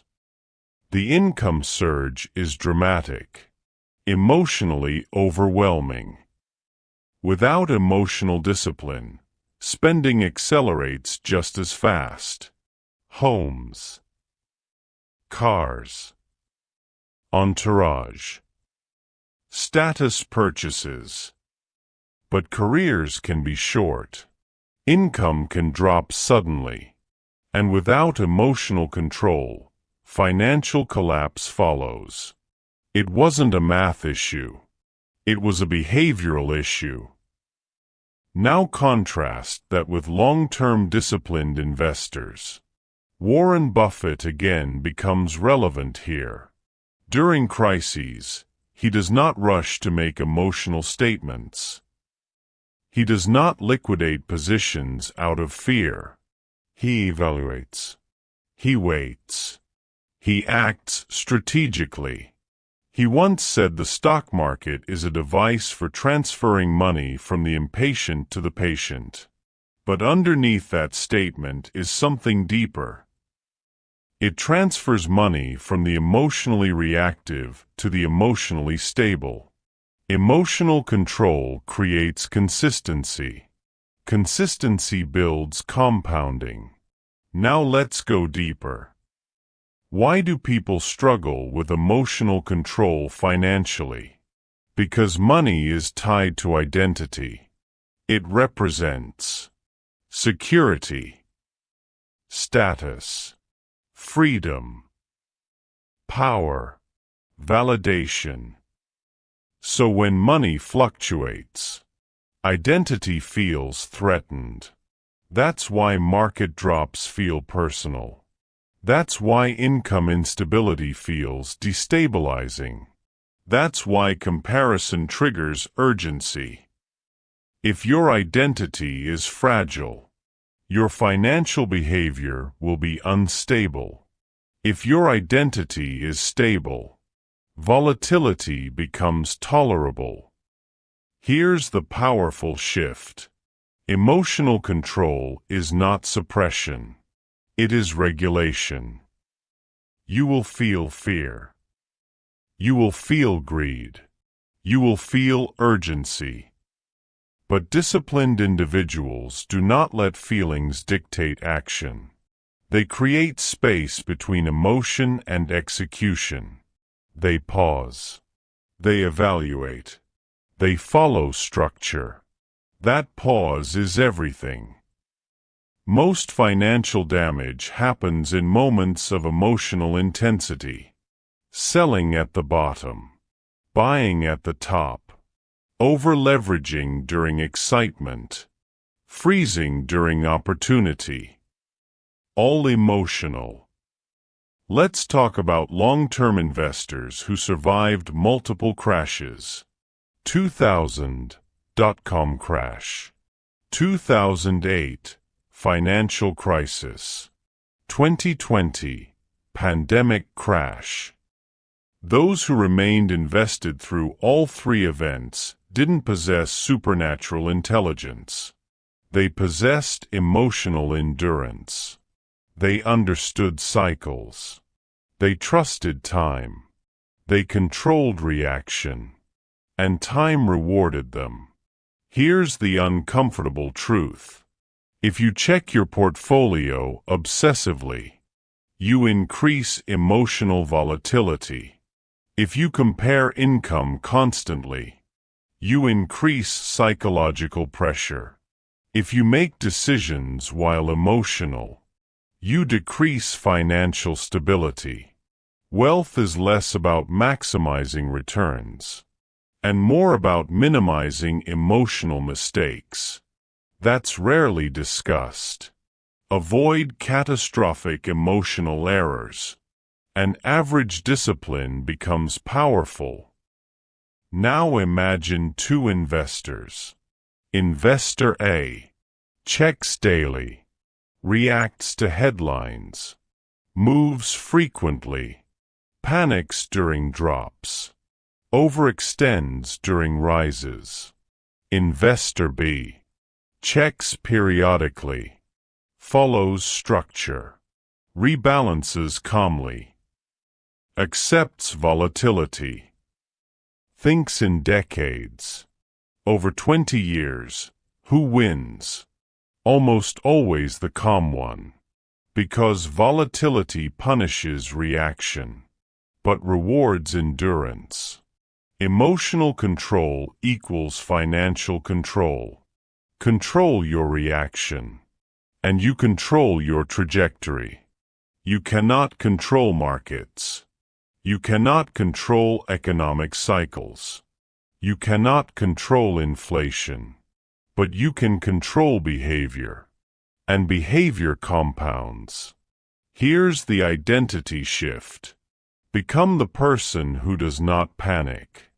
Become the person who does not chase. Become the person who does not overspend during excitement. Become the person who does not freeze during fear. That is financial maturity. And maturity builds stability. Stability builds wealth. Wealth is not built by intensity. It is built by emotional steadiness. And emotional steadiness is rare. That's why wealth is rare. In the next chapter, we shift from discipline to design. Because emotional control is powerful, but systems make it sustainable. We now move into designing your financial operating system. And this is where structure becomes automatic. Chapter 10. Designing your financial operating system. If your financial life depends on motivation, it will collapse under pressure. Motivation fluctuates. Mood changes. Discipline weakens. Stress interferes. But systems do not feel. Systems execute. And wealthy individuals understand something simple. You don't rise to the level of your goals. You fall to the level of your systems. A financial operating system is simple. It answers 3 questions. Where does my money go automatically? How are decisions filtered? What happens when emotion rises? Because emotion will rise. And when it does, the system must take over. Let's start with automation. One of the most powerful wealth-building tools in modern history is automatic investing.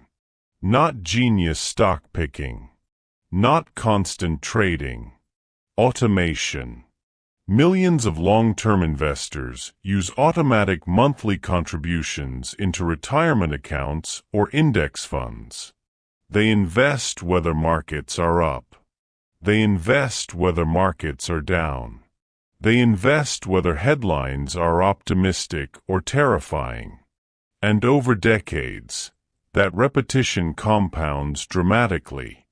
During the 2008 crash and the 2020 crash, automated investors continued buying, not because they were fearless, but because their system didn't ask for permission.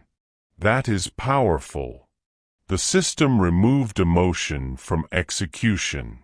Now contrast that with someone who invests manually. Every month becomes a debate.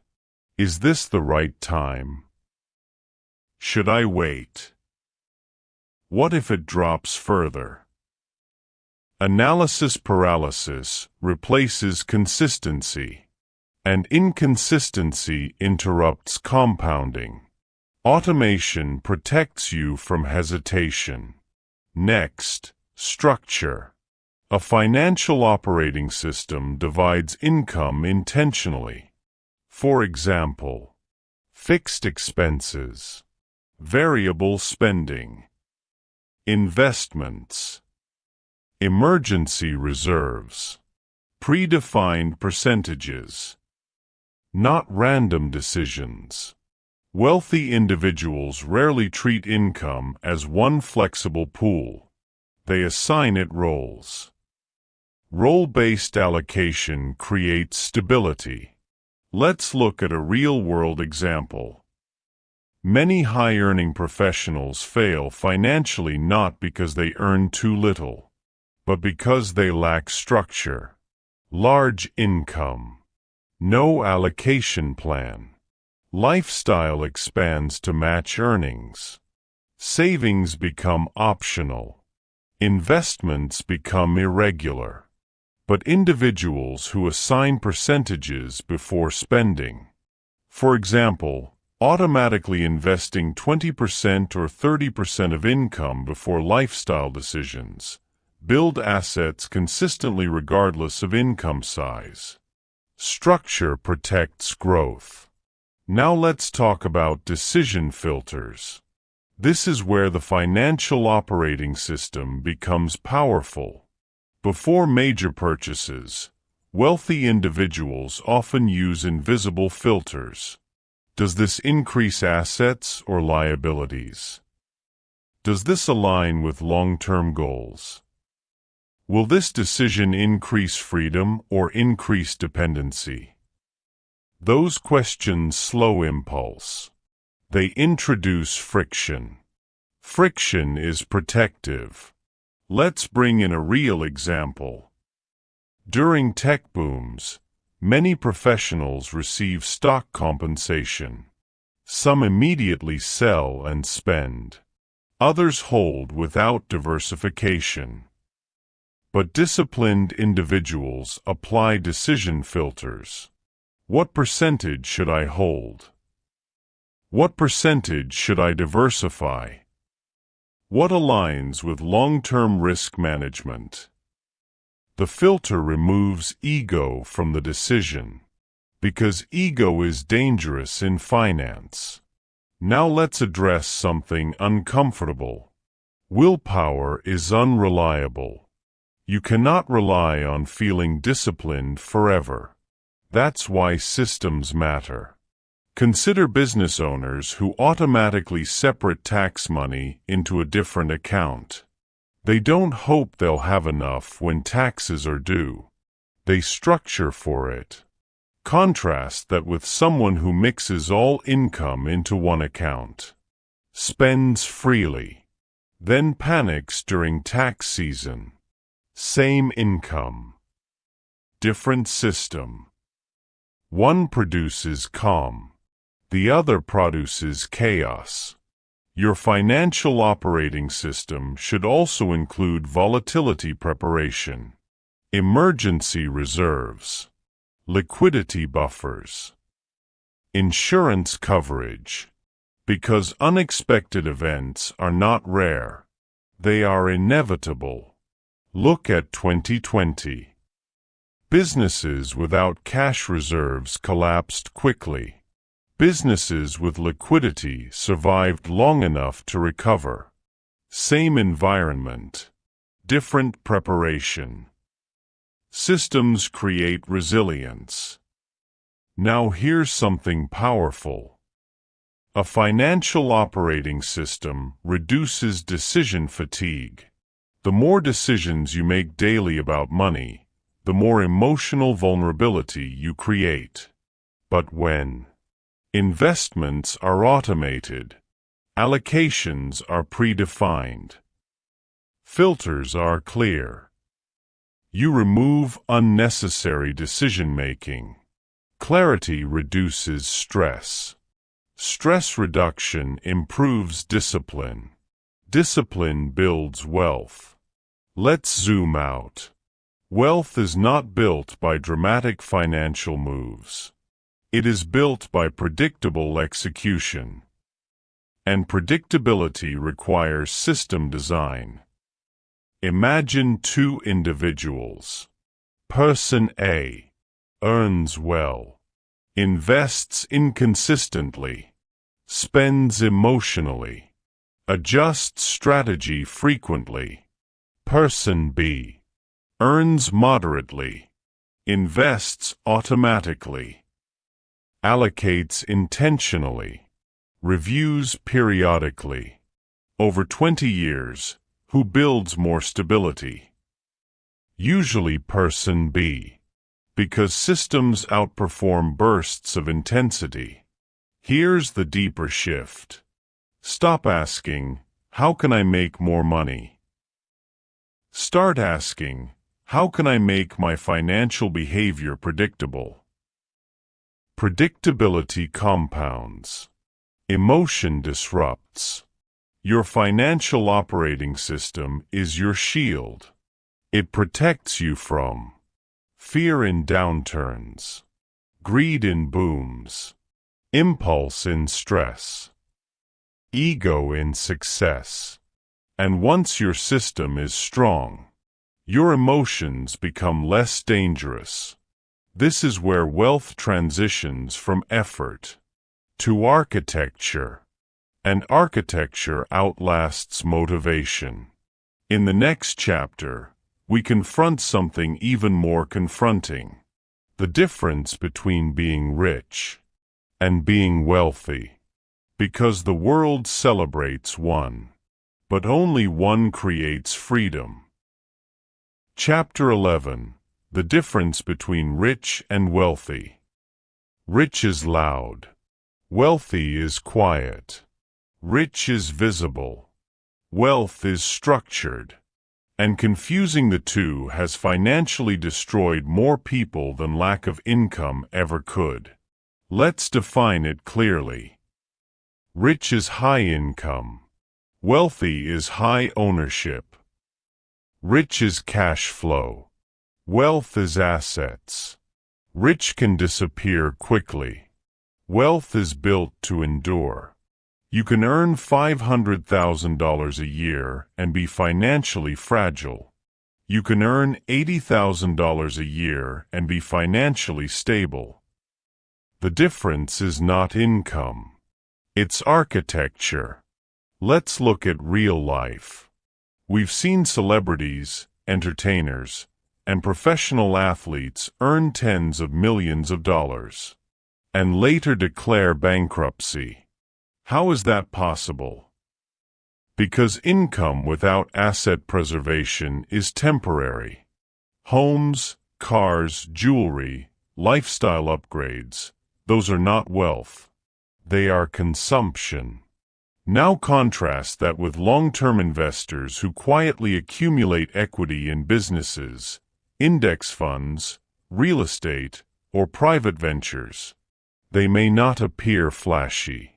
They may not signal success publicly, but their net worth grows structurally. One builds image. The other builds insulation. That's the difference. Now let's bring in a powerful example. During the 2008 financial crisis, many individuals who appeared rich, large homes, luxury cars, leveraged lifestyles, were financially exposed. When credit tightened and income slowed, fragility was revealed. But individuals with diversified assets, cash reserves, and manageable liabilities remained stable.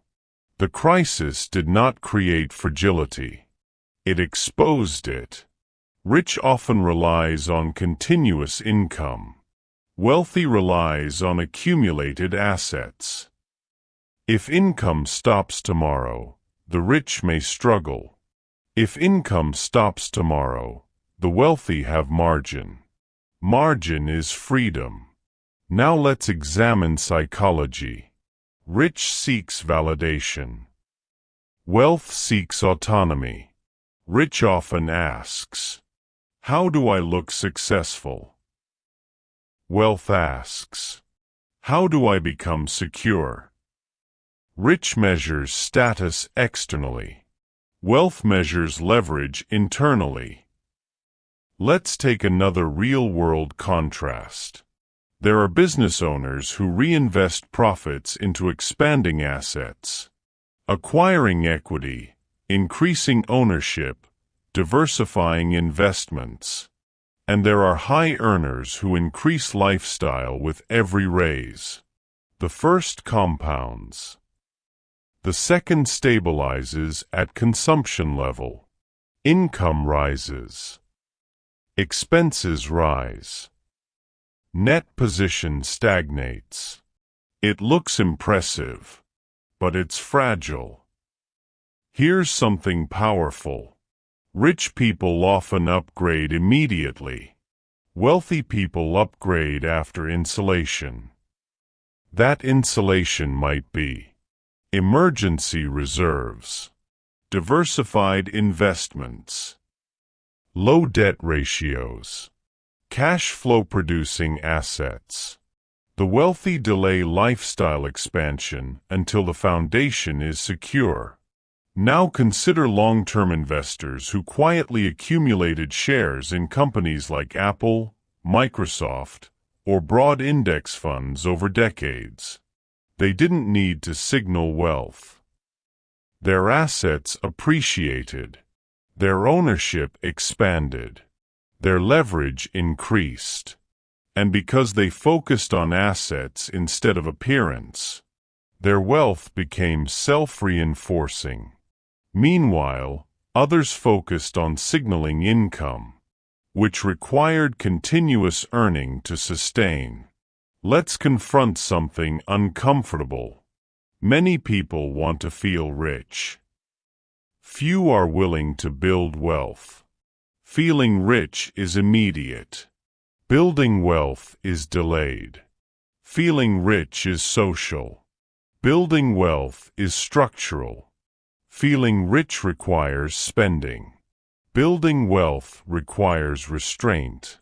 And restraint rarely receives applause. Now here's the deeper shift. Rich is about what you earn. Wealth is about what you keep and grow. Rich is often dependent. Wealth creates independence. Rich can be impressive. Wealth is durable. Let me say something clearly. The goal is not to look financially powerful. The goal is to become financially unshakable. And that requires prioritizing ownership over optics, assets over applause, cash flow over compliments. The wealthy think in terms of net worth, asset allocation, risk management, long-term durability. The rich often think in terms of income, upgrades, status symbols, external perception. One builds freedom. The other builds performance. Now imagine two individuals. Person A earns extremely well, upgrades lifestyle quickly, maintains little liquidity, has minimal diversified assets. Person B earns moderately, invests consistently, keeps expenses controlled, builds equity over decades. In 10 years, Person A may look richer. In 20 years, Person B may be wealthier. In 30 years, Person B likely has freedom. Freedom is the true metric. Because wealth is not about excess. It is about optionality, the ability to say no, the ability to walk away, the ability to wait, the ability to choose. And that does not come from high income alone. It comes from accumulated ownership. So here's the question that defines your trajectory. Are you building a lifestyle? Or are you building leverage? Because one requires constant maintenance. The other compounds silently. In the final chapter, we move beyond strategy, beyond discipline, beyond structure. We talk about identity, because wealth is not sustained by tactics. It is sustained by who you become. And becoming financially unshakable is not a financial shift. It is a psychological one. Chapter 12. Becoming financially unshakable. At some point, this stops being about money. It becomes about identity. Because money fluctuates.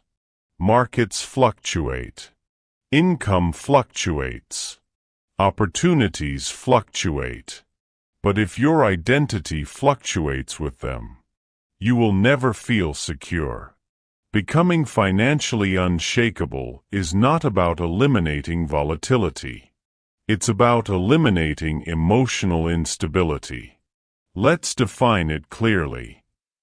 A financially unshakable person does not panic in downturns, does not overspend in upswings, does not chase hype, does not freeze in fear, does not collapse under comparison.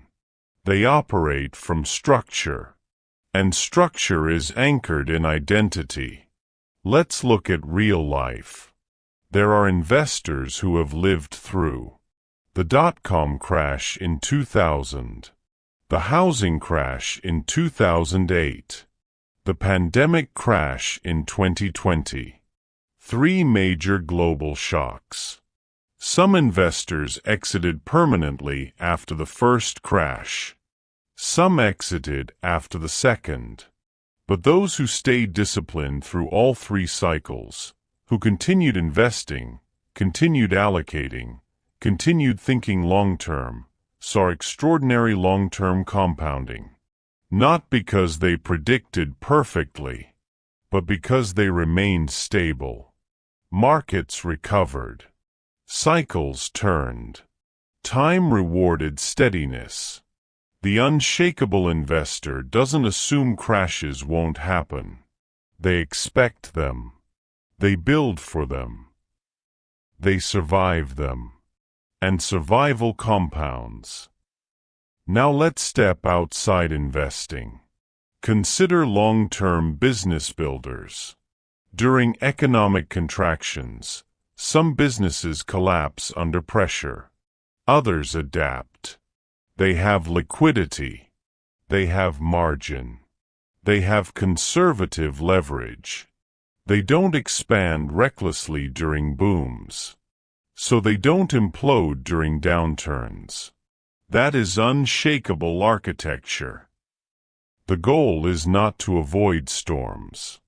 It is to become structurally prepared for them. Because storms are inevitable. Let's go deeper. Financially unshakable people separate identity from net worth. If their portfolio drops 20%, they don't feel 20% less worthy. If income slows, they don't feel personally diminished. They understand cycles. They understand volatility. They understand that temporary contraction does not define long-term direction. That emotional separation is power. Because many people tie self-worth directly to financial performance. When numbers rise, they feel confident. When numbers fall, they feel anxious. That instability creates destructive decisions. Now let's bring in a real example of contrast. During the 2008 crisis, some executives and investors who were heavily overleveraged, emotionally and financially, collapsed under pressure. Excessive debt. Overconfidence during expansion. No margin. When contraction came, fragility was exposed. But others who maintained diversified assets, conservative leverage, and disciplined reserves endured. Same market. Different internal stability. The difference wasn't access to information. It was temperament and preparation. Becoming unshakable means you build margin into your life. Financial margin. Emotional margin. Decision margin. You don't operate at maximum stretch. You don't rely on perfect conditions. You don't assume constant growth. You build resilience. Here's what that looks like. You invest with a long horizon. You diversify intelligently. You keep liquidity. You avoid ego-driven leverage. You automate structure. You accept that volatility is normal, and you detach emotion from temporary numbers. That detachment is maturity. Now let's talk about freedom. True financial freedom is not having the biggest house. It's not displaying luxury. It's not constant upgrades. It's optionality. The ability to leave a toxic environment. Take time off without panic. Invest without fear. Wait without pressure. Say no without insecurity. That freedom is built slowly, and it is protected fiercely. Here's something powerful. Many people want high income. Few want high responsibility. Because becoming unshakable requires self-control. It requires long-term thinking in a short-term culture. It requires resisting comparison in a visibility-driven world. It requires delaying gratification repeatedly. And that is not glamorous. But it is transformative. Let's confront the final truth. Wealth is not built by what you earn. It is built by who you become. You become patient. You become disciplined. You become emotionally stable. You become structured. You become long-term oriented. And once those traits stabilize, your finances stabilize. Money amplifies identity. If your identity is reactive, money magnifies chaos. If your identity is disciplined, money magnifies structure. So becoming financially unshakable is not about chasing returns. It is about building character. Character that does not panic. Character that does not chase. Character that does not overextend. Character that understands time. Time is the ultimate multiplier. And time rewards stability. Here is the final shift. Stop trying to win the year. Start trying to win the decade. Stop trying to impress the moment. Start trying to secure the future. Stop reacting to noise. Start operating from principle. Because wealth is not dramatic. It is deliberate. It is patient. It is structured. It is resilient. And in the end, wealth is not built by what you earn. It's built by who you become. The quiet power of financial mastery. If you've made it this far, you already understand something most people never will. Money was never the real subject. You were. your patterns, your impulses, your fears, your patience, your discipline. Because money doesn't respond to intelligence alone. It responds to behavior. And behavior is identity. You don't build wealth by chasing numbers. You build wealth by becoming stable enough to handle them. You don't lose money because you lack information. You lose money because you lack emotional control. You don't stay average because you lack opportunity. You stay average because impatience interrupts compounding. Now pause for a moment. Think about who you were before this started. Think about how you reacted to volatility, to income shifts, to comparison, to urgency, to fear. And now think about the shift. You understand that wealth is boring. Patience is leverage. Emotional control is power. Structure beats motivation. Ownership beats optics. You understand that money amplifies identity. And that is the real edge. Here's the quiet truth. Most people will hear this. Few will apply it. Because application requires restraint. It requires saying no when others are saying yes. It requires staying calm when others are reacting. It requires staying invested when others are panicking. It requires ignoring applause. It requires enduring boredom. And boredom is uncomfortable in a culture addicted to speed. But speed builds stories. Time builds wealth. Years from now, the headlines will change. New bubbles will form. New crashes will happen. New hype cycles will tempt. And the emotionally reactive will repeat the same mistakes. But if you internalize this, you will not move with noise. You will move with principle. And principle compounds. Here's something powerful. You don't need perfect timing. You don't need perfect picks. You don't need constant brilliance. You need consistency, patience, emotional regulation, systems, time. That's it. Those 5 qualities outperform excitement. Every time. You now understand that being rich is different from being wealthy. That urgency is dangerous. That compounding is slow, until it isn't. That identity determines outcome. That financial stability is psychological before it is numerical. So here's the final question. Who are you becoming? Not how much are you earning. Not what are you buying. Not what are you posting. Who are you becoming?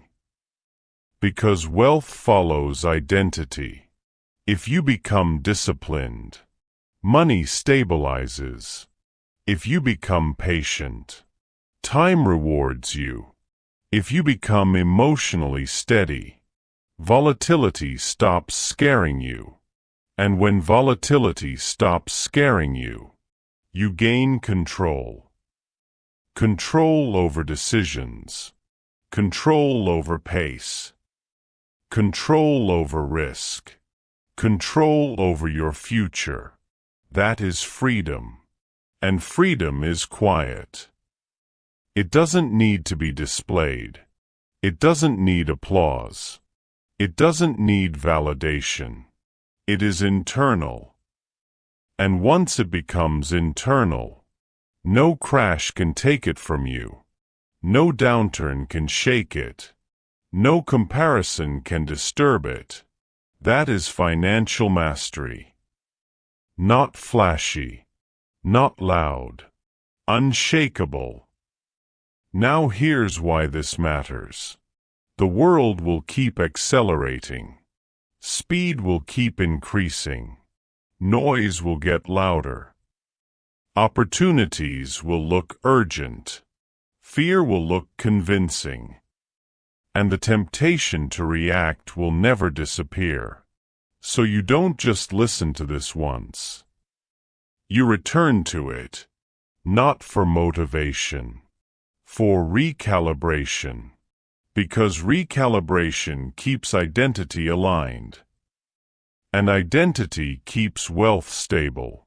Replay this when markets drop, income rises, fear spikes, greed whispers, comparison tempts, because repetition reinforces discipline, and discipline builds freedom.